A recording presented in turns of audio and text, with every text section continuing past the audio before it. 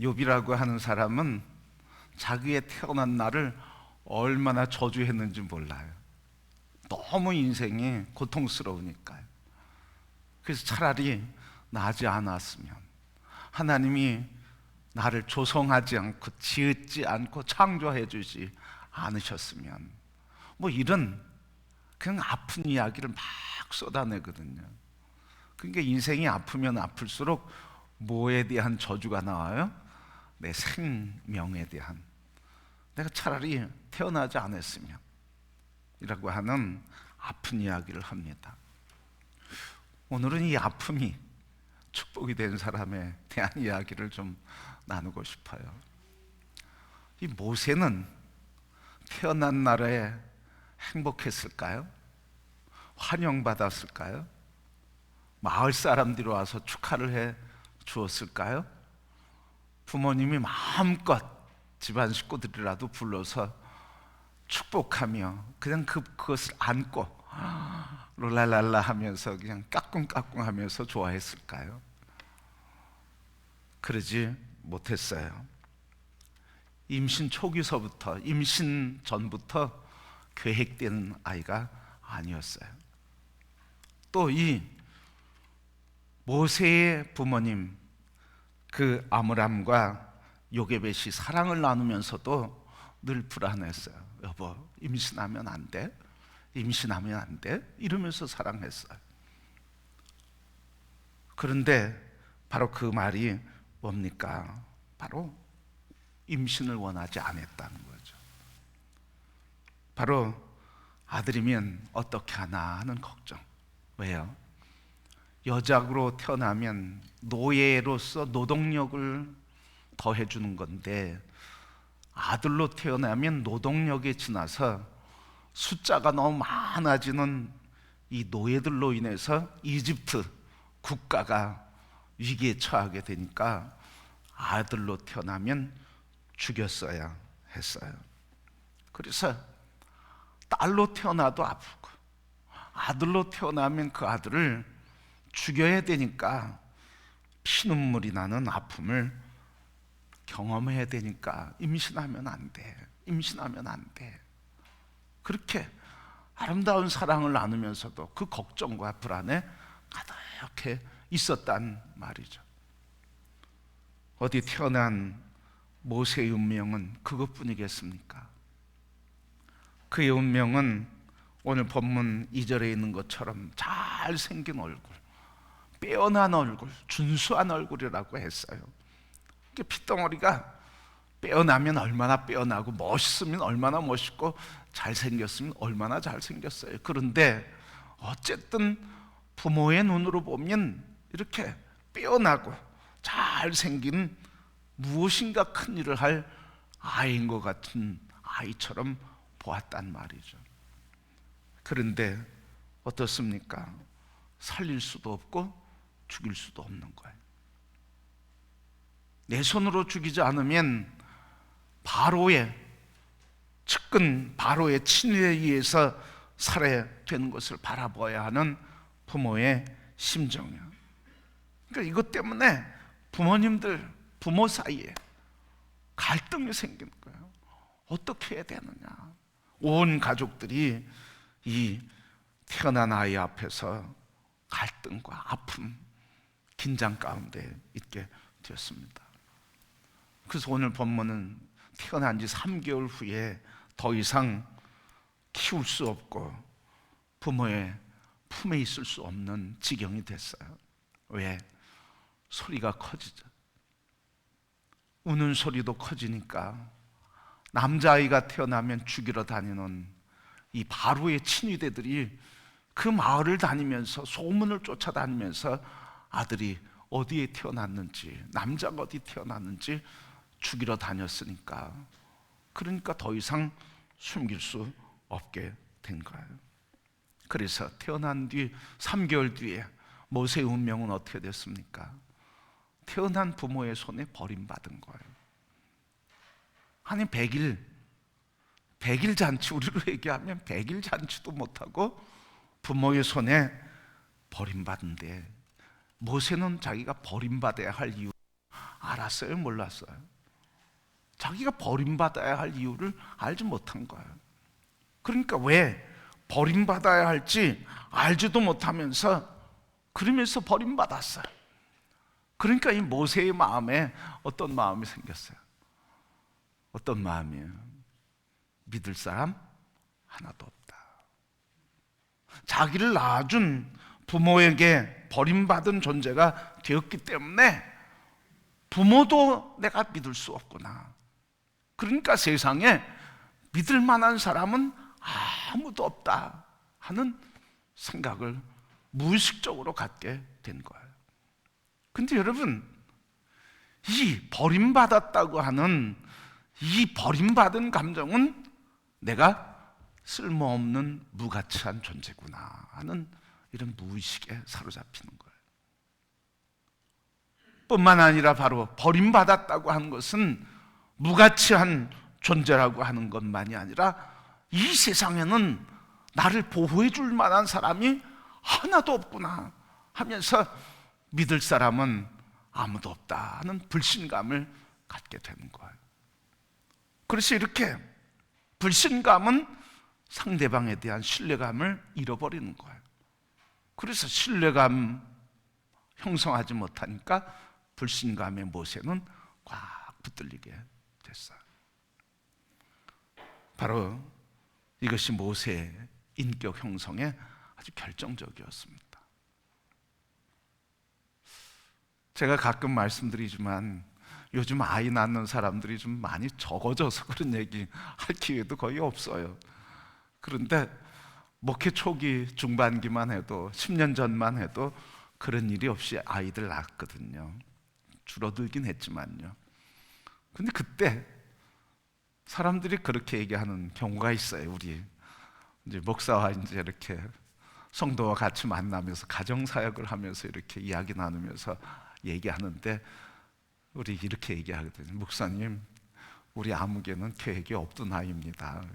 그러면서 한마디 덧붙여요. 실수해서 낳았어요. 그래. 이 이야기를 아이가 들었으면 어떤 생각일까요?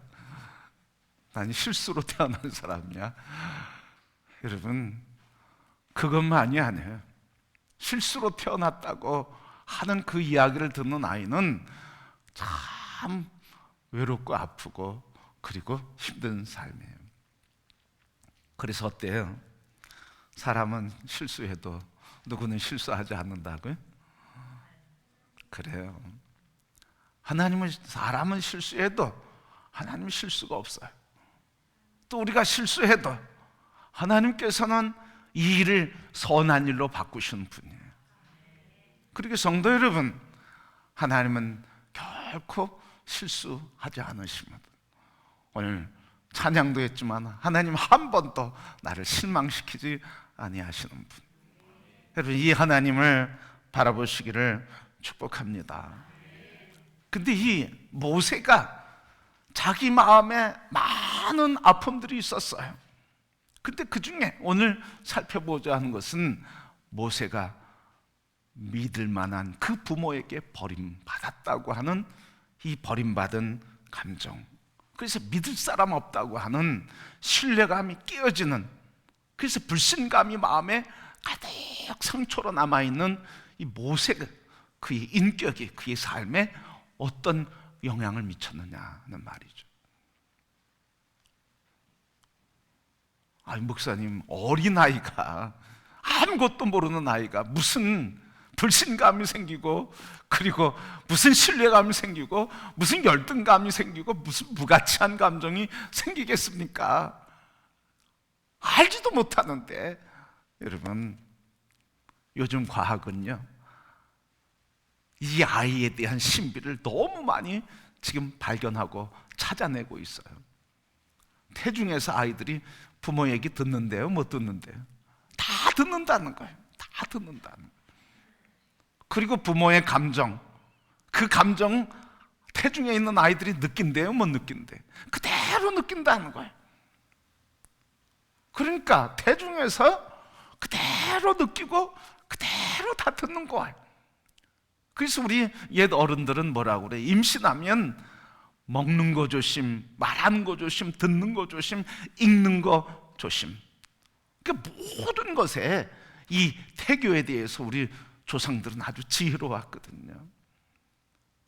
그러니까 이 아이는 말하지 못했을 뿐이지, 다 듣고 표현하지 못했을 뿐이지 다 그대로 받는 거예요. 그대로 받는 거예요. 이렇게 탁 치면 그냥 아마 이렇게 칼로 이렇게 살짝, 그냥 핀으로 하나 살짝 그으면 우리 10년 된 나무가 상처 많이 나겠습니까? 갓 나온 새순이 상처가 많이 나겠습니까? 새순이 상처가 나는 거예요. 조그만 거예요. 그 상처가 굳어지는 거예요, 여러분. 그러니까 무의식에 남아있어요. 무의식에 남아있어서 실제 의식에서 결정할 때 무의식이 움직인단 말이죠. 여러분, 이 무의식의 세상을 이야기할 때 빙하로 많이 비교해요. 우리의 의식의 세계가 2%라고 그러면 무의식의 세계는 98%다. 뭐 20%라고 하면 80%는 무의식의 세계다, 이렇게 얘기해요. 그러니까 우리가 의식을 가지고 살아가는 것 같지만 결국은 우리를 움직이는 건 뭐라는 거예요? 무의식이 우리를 움직인다는 거예요. 이 모세의 마음에 이런 버림받은, 그래서 신뢰감이 깨졌어요. 이게 사람의 관계와 신앙과 하나님과의 관계, 그리고 그 삶에 어떤 영향을 미쳤을까요? 첫 번째, 이 신뢰감 깨어진 것은 사람과의 관계에서, 하나님과의 관계에서, 자기 자신의 관계에서 다 불신을 가져왔어요. 첫 번째, 호렙산에서 모세가 부르심을 받았어요. 하나님의 부름을 받았어요. 그게 출애굽기에 하나님께서 모세를 부르시는데, 그래서 떨기불 가운데서 하나님이 모세를 만나서 모세를 불러서 모세를 만나면서 모세에게 하나님께서 내가 너를 통해 내 백성 고통과 신음을, 아픔을 내가 들었고 너를 통해서 이 백성을 해방시키겠다. 내가 너를 해방의 지도자로 세우겠다. 그래서 모세에게 바로에게 가라, 이렇게 얘기를 하면서 컬링을 하거든요. 그때 모세의 반응이 뭐였냐 이거죠. 세 가지 반응이 있어요. 첫 번째는 뭐라고 반응하냐면 출애굽기 3장 11절 말씀 보면 내가 누구이기에 가리이까? 내가 누구이기에 바로에게 가리이까? 나 자신이 누구인지도 모를 뿐만 아니라 나 자신이 하나님의 부름받은, 그래서 하나님이 보내신, 그래서 하나님의 역사를 이룰 존귀한 지도자로 하나님 세우셨고 그걸 이루겠다고 하시는데 자기 자신을 믿지 못해요. 내가 그럴 만한 사람이 되나? 난 그럴 만한 능력이 없는데, 나는 그냥 살인자고 도망자고, 나는 이 깊은 광야에서 숨어 지내는 사람인데, 난 이제 꿈도 비전도 야망도 다 없는 사람인데, 바로 하나님이 부르시는데도 내가 너를 통해 존귀한 일을 이루겠다고 하시는데, 하나님이 믿고 너를 쓰겠다고 하시는데도 모세 자신은 자기를 믿질 못했어요. 내가 누구이기에? 난 그런 능력 있는 사람이 아닙니다. 이게 첫 번째 걸리는 거예요. 자기 존재에 대한 하나님의 부르심에 귀한 부르심이 있음에도 불구하고 내 존재에서 열등감이 있고, 그리고 이 신뢰감이 깨지면 하나님 말씀하시는데 나를 그런 존재로 인정해 주는데 나를 그렇게 믿지 못하는 거예요. 그러니까 다른 사람에 대해서 자꾸 의심하는 사람은 누구를 믿지 못하는 거예요? 그 사람을 믿지 못하는 거지만 동시에 누구를 믿지 못하는 거예요? 나를 믿지 못하니까 자꾸 확인하는 거죠, 여러분. 내가 믿지 않으니까 자꾸 확인하는 거예요. 의처증, 의부증. 그거는 상대방을 믿지 못하는 게 아니라 결국 누구를 믿지 못하는 거예요? 자기 자신을 믿지 못하는 거예요. 그러니까 자기가 자기를 믿지 못하니까 계속 상대방을 자기가 생각하는 의심의 눈으로 자꾸 보는 거예요. 그래서 하루에 전화도 몇십 번 걸고 죽는 거예요. 아주 죽어. 서로 죽는 거예요, 여러분. 전화를 하지 않고 확인을 하지 않으면 본인이 불안하고, 그래서 전화를 하면 전화 받는 아내나 남편이나 상대방이 힘든 거예요. 그러니까 서로 힘든 거예요, 여러분. 근데 뭐라고요? 전화할 땐 다 포장해서 뭐라고 그래? 뭐라고 그러죠?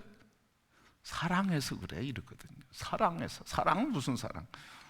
불안하니까 그런 거죠, 여러분. 못 믿으니까 그런 거죠. 바로 이거예요, 여러분. 하나님께서 우리를 그렇게 존귀하게 여기시는데도 우리가 이런 신뢰감이 생기지 않고 불신감이 있으면, 그러면 우리는 이런 나 자신을 첫 번째 못 믿는다는 거예요. 그래서 주님의 일할 때 여러분 콜링해도 다 뭐라고 그래요? 어떤 사람은 나 같은 사람 안 쓰는, 나를 안 써 이래서 막 화를 내는 사람도 있지만요, 그것도 문제. 그런데 내가 쓰임 받겠다, 쓰겠다고 나를 불러주는데도 도망하는 사람들이 더 많아요. 왜? 누굴 못 믿어서? 나를 통해서 이루실 하나님의 역사가 있는 존귀한 나라고 하는 걸 못 믿는 거예요. 이 땅을 다스리고 통치하겠다고 하는 창세기 1장 26절 다스리게 하자 하시고 하나님의 형상으로 지어 주시고 지음받은 나를 내가 못 믿는다는 거예요. 그러니까 여러분, 오늘 이 시대를 구원하고자 하신 하나님의 역사가 있어도 하나님이 역사하지 않아서가 아니라 하나님의 역사를 믿지 않는 나 때문에, 나 자신의 불신감 때문에 하나님의 일을 이룰 수가 없어요. 그런데도 마귀는 자꾸 누구 때문이래? 너 때문에 자꾸 이렇게 희생양을 만들거든요. 그래서 이 믿음의 형성, 신뢰감이 형성되지 않고 믿을 만한 사람들에게 상처를 받고 버림받고 아픔을 당한 사람들은 신뢰감이 낮아지는 거예요. 그래서 신앙생활 하기가 참 어려운데 두 번째 문제가 생겨요. 두 번째는, 첫 번째는 자기를 못 믿고요, 두 번째 누구를 못 믿겠어요? 하나님을 못 믿어요. 목사님들 신앙생활 하는데 신앙 갖기가, 믿음 갖기가 왜 이렇게 힘든지 모르겠어요. 왜 이렇게 안 믿어지는지 모르겠어요. 그런 경우에 한 부분을 차지하는 게 바로 이런 문제가 있다는 거예요. 신뢰감이 없어요. 나도 모르게 신뢰감이 없어. 어렸을 때부터 성장하는 과정에 신뢰감이 계속 깨지는 거야. 계속. 어렸을 때뿐만 아니라 성장하는 과정에, 그리고 나에게 영향을 주는 영향력 있는 사람으로부터 계속 불신받으니까 신뢰를 받지 못하고 불신감을 갖게 되고 버림받게 되고, 그리고 믿음을 받지 못하니까 계속 불신감이 생겨요. 그래서 여러분, 이런 불신감이 생기면, 믿을 사람이 없으면, 이런 게 깨지면, 그래서 하나님을 믿지 못해요. 그래서 출애굽기 3장 13절 말씀, 그의 이름이 무엇이냐 하리니 내가 무엇이라고 그들에게 말하리까? 내가 그들에게 그의 이름이 무엇이냐고 물을 텐데 내가 그의 이름을 뭐라고 얘기해야 됩니까? 하나님이 부르셨어요. 보내셨어요. 그런데 보내신 당신은 누군지 내가 모르겠습니다. 이거 믿지 못하겠습니다. 이 말이죠. 그러니까 이런 하나님도 잘 믿어지질 않는 거예요, 여러분. 하나님 신뢰를 안 하는 거예요. 그리고 세 번째는 3장 11절 말씀 같은 말씀인데, 그들이 나에게 물으면 내가 뭐라고 대답할 겁니까? 내 말도 저들이 믿지 않으면 어떻게 하겠습니까? 이 말은 다른 말로 바꾸면 사람들이 내 말을 믿지 않을 거라고 하는 사람들에 대한 불신이 있다는 거예요. 거절 감정이 생기게 된다는 거예요. 부모가 버렸어요? 영향력 주는 사람이 나를 거부했어요? 거절했어요? 그래서 나 또 거절의 상처, 불신감이 있기 때문에 받아들이지 않을 거라는 불신감이 있기 때문에 내가 말할 때 저들이 나를 거절하면, 불신하면 어떻게 하나 하는 두려움 때문에 대중 앞에 설 수 있어요, 없어요? 대중 앞에 설 수가 없어요. 왜?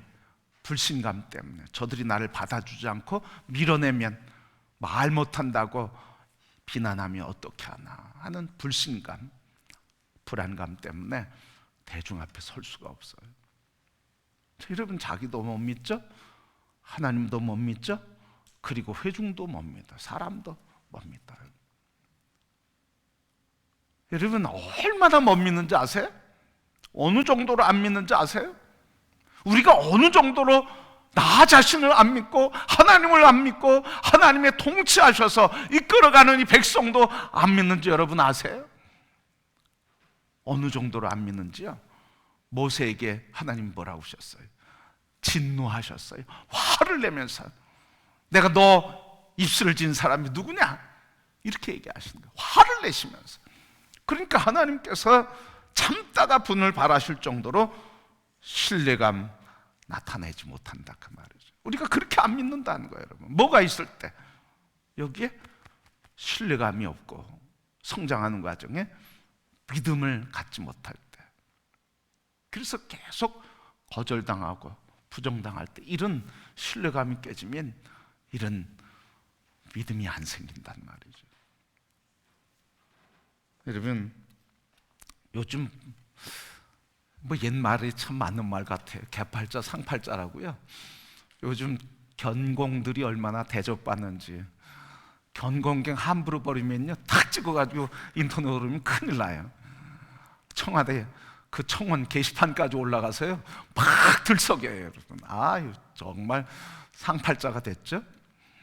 조심하세요, 여러분. 지나가는 게 괜히 발로 차지 마시고요. 욕도 하지 마세요, 여러분. 큰일 납니다, 요즘 시대가. 근데 여러분, 그렇게 대접받는 견공도 있지만 그냥 눈빛에 긴장, 불안, 초조, 그냥 꽁무니 쭉 가랑이 쌓여내리고 이렇게 먹지도 못하고 구정해서 눈치 보면서 이렇게 하는 개 있죠. 그 개를 어디 가서 많이 봅니까? 개살장, 견살장에 가면 많이 봐요. 그런데 거기만이 아니라 버림받은 개도 그래요. 버림받은 개, 주인에게 버림받은 개도 그래요. 그래서 주인에게 버림받거나 폭행을 당하거나 그런 개들은요 사람에 대한 불신감이 있어요. 그래서 낯선 사람 가면 안 오잖아요. 그래서 그 개에게 이렇게 마음 통하게 하려고 얼마나 정성을 쏟는지 몰라요. 그 마음이 풀어질 때까지 계속 받아주고 그냥 품어주고 쓰다듬어주고 기다려주거든요. 여러분, 이렇게 동물조차도 버림받고 학대당하고 그러면 이런 불신감이 생긴단 말이죠. 불신감 때문에 사람을 신뢰하지 않아요. 여러분, 버림받은 감정 때문에 우리가 어떤 얘기 합니까? 이런 얘기 있죠. 남자는 다 뭐예요? 남자는 다 뭐라고요? 다 도둑이래. 그러면서 딸에게 뭐라고 그래? 믿을 하나도 없다고 그래. 누구 옆에다 놓고 남편 옆에 앉아놓고 그 얘기하는 거예요. 그럼 남자는 뭐라고 그래? 여자는 다 뭐라고요? 여우라고요. 왜요? 이게 너무 상처가 있어. 서로 상처가 있으니까 결혼 생활하면서 상처를 주고받으니까 믿을 사람 하나도 없다는 거예요. 그러니까 서로 믿지 못하는 거예요. 그러니 행복할 수가 없는 이야기죠. 그래서 달팽이 있잖아요, 여러분. 달팽이는 그냥 내버려둬야 가죠, 그죠? 뭘 하나 조금 자극이 가면 그냥 쏙 자기 집으로 들어가요. 꼼짝하네. 여러분, 그렇게 행복할 수가 없어, 우리 사람이. 오늘 여러분, 바로 이 신뢰감이 형성되지 않을 때 이런 아픔이 있고 마음에 다른 사람이 나를 거절한 것 때문에 이런 마음의 깊은 상처가 결국은 성인이 돼서 일할 때, 직장에서 무슨 새로운 프로젝트를 할 때, 그리고 나의 삶에 무슨 새로운 시도를 할 때 아무 일도 못하게 두려움과 불안과 근심 속에 포로가 돼서 꼼짝 못하게 만드는 거예요. 그런데 여러분, 우리 이 근심과 이 불안과 이 불신에서 어떻게 벗어날 수 있느냐 말이죠. 이 불신에서 우리가 어떻게 불신을 극복할 수 있느냐. 따라해 봅시다 여러분. 한번 하나님께 나를 내어 맡겨 버리자.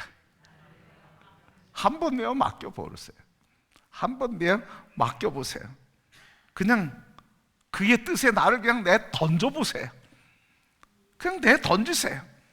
로마서 1장 17절 말씀, 복음에는 하나님의 의가 나타나서 믿음으로 믿음에 이르게 된다. 한번 믿어보세요 여러분.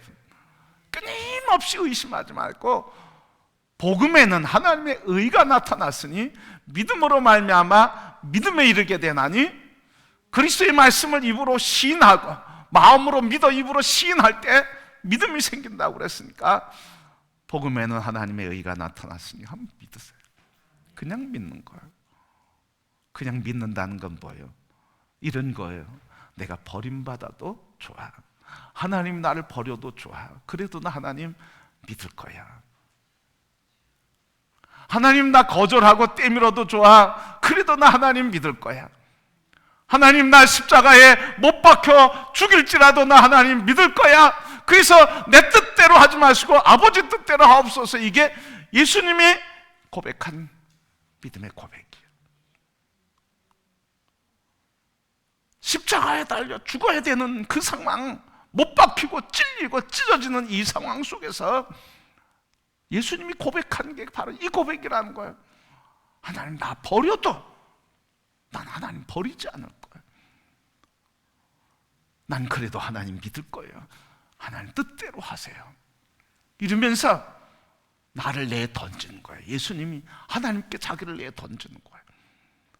그래서 죽음이 온다 할지라도 내가 받아들이겠습니다.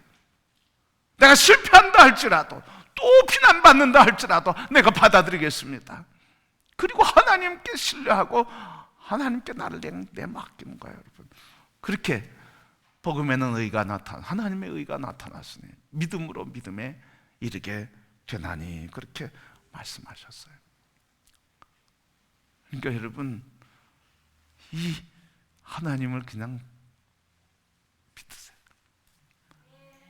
그냥 믿는데 뭐예요? 그냥 믿는다는 건 뭐예요? 죽음이 와도, 손해가 와도, 아픔이 와도 하나님 나 믿습니다. 이런 고백. 그래서 히브리서 12장 2절 말씀에 뭐라고 그랬어요? 믿음의 주여 온전케 하시는 예수 그리스도를 바라보자. 그럴 때 믿음이 생기는 거예요. 나를 내 던지면 믿음이 생기는 거예요. 성도 여러분, 믿음이 생겨서 나를 던지는 게 아니라는 거예요. 믿음으로 주님을 바라볼 때, 그때 성령께서 우리의 눈을 열어 주님의 역사에 참여해 주시는 줄 믿습니다. 그러니까 오늘 우리가 이 불신의 시대에 우리 그리스도인들이 어떻게 이 사회를 바꿔갈 수 있겠습니까? 우리 자신들이 먼저 믿음의 사람이 돼야 할 줄 믿습니다. 이 믿음의 사람이 될 때 어때요? 세상 사람들은 날 버렸어도 하나님 날 버리지 않아. 이 세상 사람들이 날 무시해도 하나님 날 무시하지 않아. 바로 이 하나님에 대한 절대 신뢰 신앙이 있을 때 이 땅에 어떤 열매가 없어도 난 하나님으로 인해 기뻐하겠다고 하는 하박국의 고백을 할 수 있게 되는 줄 믿습니다. 그래서 우리가 이 믿음은요, 어떤 결과가 나와도 내가 받아들이겠다는 고백이에요. 어떤 결과가 있어도, 좋은 일이 있어도 나쁜 일이 있어도, 행복한 일이 있어도 불행한 일이 있어도, 기쁨이 있어도 더 아픈 일이 있어도 난 그 모든 것을 받아들이겠다. 그러나 하나님은 나에게 이 모든 것을 이기게 하신다고 하는 하나님을 믿는 믿음을 자꾸 고백할 때, 그래서 믿음의 주 온전케 하신 예수 그리스도를 자꾸 고백하고 바라볼 때, 그때 믿음의 주인이 되신 예수님께서 우리를 도우시고, 믿음의 주이신 예수 그리스도 그 성령께서 우리를 이끌어 주시고, 그래서 그 성령이신 말씀이 우리 안에서 지혜와 능력이 되게 하시고 권세가 되어 주시는 줄 믿습니다. 여러분, 우리의 인생에 태어나기를 좀 못나게 태어날 수 있어요. 그럴지라도 하나님 우리를 결코 버리지 않는다. 저도 어렸을 때 버림받을 뻔했어요. 버림받을 뻔했어요. 제가 2살 때 먹으면 그대로 설사를 하니까 그냥 항문이 이렇게 열려 있었다고 그래. 그러니까 계속 먹지 못하고 울기만 하니까 소망이 없는 거예요. 이젠 죽었구나 하고, 옛날에 거적대기 있잖아요. 그걸 이렇게 두루두루 말아가지고 마루 끝에 그냥 내버려 뒀대요. 오늘 밤 넘기면 못 넘길 것 같다. 그냥 그 둘둘 말아놔서 마루 구석 그쪽에다 놓고 있었다는 거예요. 그러니까 제가 어떻겠어요? 외로웠겠죠. 또 그렇게 발버둥 치는데 물론 부모님 마음 얼마나 아팠겠어요. 그런데 나는 그 부모님 마음 모르는 거예요. 그러니까 나를 밀어냈고 나를 죽도록 그냥 방치하지 않으셨어요. 그 밤에도 어떻게 하면 날 수 있을까? 동네방네 다니면서 수sob나고 그러셨다니까요. 그러니까 제 안에는 그런 불신감이 있는 거예요. 그러니까 제가 의심하면 굉장히 의심해. 아주 깊게 의심해. 그런데 믿으면 그냥 믿어요. 그렇게 의심이 끝난 뒤에 믿으면 그냥 믿어요. 그래서 집사람이 저한테 그래. 당신은 왜 그렇게 사람 잘 믿어? 이래. 믿기 전까지는 제가 많이 생각을 해요. 그냥 믿으면 그냥 그 사람이 배반하고 떠나기 전까지 그냥 믿어줘요. 그냥 믿는 거예요. 그러니까 저에게도 그런 불신감이 있으니까 참 사람 잘 믿질 않아요. 안 했어요. 근데 그게 예수 그리스도 안에서 다시 회복되는, 주님이 나의 주인으로, 그럼에도 날 떠나지 않으시고 버리지 않으시고 함께 눈물을 흘렸던 부모님의 눈물과 함께 주님도 내 곁에서 안타깝게 나를 붙들고 애통해 하셨구나. 그래서 나를 붙잡고 계셨구나. 그래서 내가 살아났구나 하는 하나님의 사랑을 내가 깨닫고 회복한 뒤부터는 그 불신의 마음이 상당히 없어졌어요. 그래서 첫 번째 감정이 되지 않았어요. 성도 여러분, 오늘 이 모세 버림받았어요. 그리고 이번에 모세 환영받지 못했어요. 그리고 이 모세 나일강에 내던졌어요. 처음에는 모세는 뭐라고 생각했어요? 나는 버림받은 존재야. 버림받은 존재야. 그렇게 생각했어요. 그런데 하나님의 계획과 하나님의 사랑과 하나님의 뜻을 발견하고 하나님을 만난 뒤에 어떻게 바뀌었어요? 성경에는 없어요. 그런데 이렇게 했을 것 같아요. 하나님, 제가 하나님을 만나기 전에는 부모가 나를 버린 줄 알았습니다. 나일강에 나를 내던진 줄 알았습니다. 그리고 나를 그냥 죽음의 사지에 내던진 줄 알았습니다. 버림받은 줄 알았습니다. 그런데 하나님, 그게 아니라 나일강에 나를 던짐으로 나일강이 나의 하나님의 품이 되어주시고, 바로의 공주를 그곳에 보내셔서 그 공주의 손에 의해서 나를 품어주시고, 그래서 부모로부터 내가 완전히 떨어지고 죽을 뻔했는데 생모를 통해서 내가 젖을 먹고 생모로부터 민족의 교육을 받게 되었고 하나님을 알게 됐고, 그래서 내가 버림받은 게 아니라 하나님이 나를 그리 보내셨군요. 하나님이 나일강으로 나를 보내셨군요. 이 은혜를 고백하게 되는 거예요.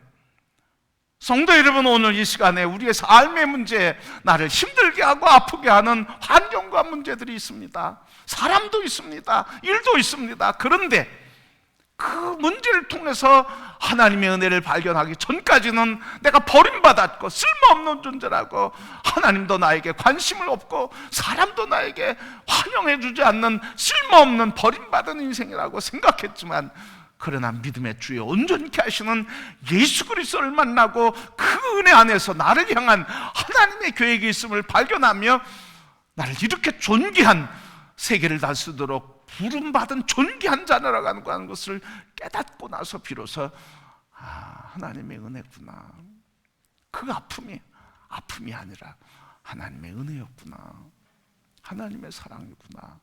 그래서 하나님, 모세가 이렇게 기도했을 것 같아요. 저를 나일강에 버려주셔서 감사합니다. 버리지 않았으면, 하나님 나를 버려 나일강으로 보내지 않으셨으면, 부모님이 나를 나일강에 버리지 않으셨다 그러면, 나일강으로 나를 띄워보내지 않으셨다 그러면 제가 바로의 친위 군대의 손에 죽을 수 있었을 텐데, 하나님이 그 죽음의 길을 피해 나를 그렇게 인도해 주셨군요. 그래서 버림받은 게 아니라 나를 그리 보내주신 하나님의 은혜에 감사하는 것, 이게 하나님의 은혜.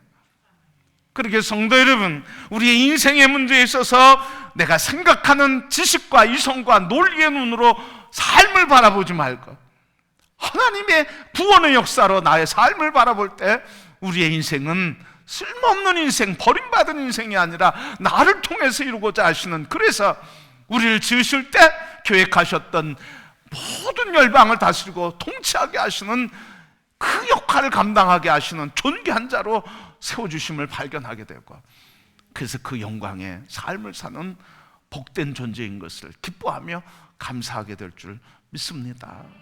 그러니까 이성의 눈으로, 감정의 눈으로, 그리고 관계의 눈으로, 사람의 눈으로만 보지 마세요. 하나님의 눈으로, 주님의 마음의 눈으로, 구원의 눈으로 바라볼 때 우리 한 분 한 분을 향한 하나님의 구원의 계획은, 우리가 태어날 때 비록 환영받지 못하고 버림받고 거절된 인생일지라도 결코 하나님은 거절된 게 아니라 거절당하게 함으로 거기서 하나님의 더 깊은 은혜를 깨닫게 하시고자 하는 하나님의 보내신 삶의 자리인 줄 믿습니다. 성도 여러분, 하나님은 전능하신 분을 믿습니까?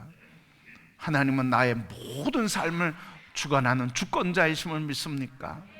그러면 그 하나님의 주권은 내가 원하는 자리든 원치 않는 자리든, 내가 원하는 삶을 살고 있든 원치 않는 삶을 살고 있든 어떤 자리든 하나님의 선한 뜻이 있음을 바라보시고, 믿음의 주 온전케 하시는 예수 그리스도를 바라보며 믿음으로 나를 어떤 결과가 와도 나는 받아들이리라, 하나님은 이기게 하신다고 하면서 하나님의 뜻에 나를 내던지는 삶이 되기를 축복합니다.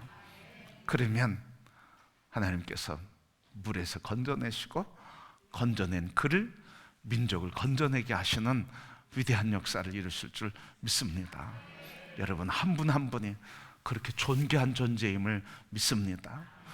여러분 한 분 한 분, 여러분 자신에 대해서 하나님의 구원의 은혜가 있음을 꼭 기억하시고, 값싸게 살지 마시고, 너무 자기 자신을 학대하지 마시고, 비굴하고 좌절하지 마시고, 너무 자기 자신을 한탄하지 마시고 주님의 눈으로 바라보시며 믿음의 주 온전케 하신 예수 그리스도 안에서 하나님의 언약하시고 창조의 목적이신 우리를 통해 이 땅을 다스리고 통치하시는 존귀한 백성으로 하나님의 영광이 되는 승리자가 되기를 주님의 이름으로 축복합니다.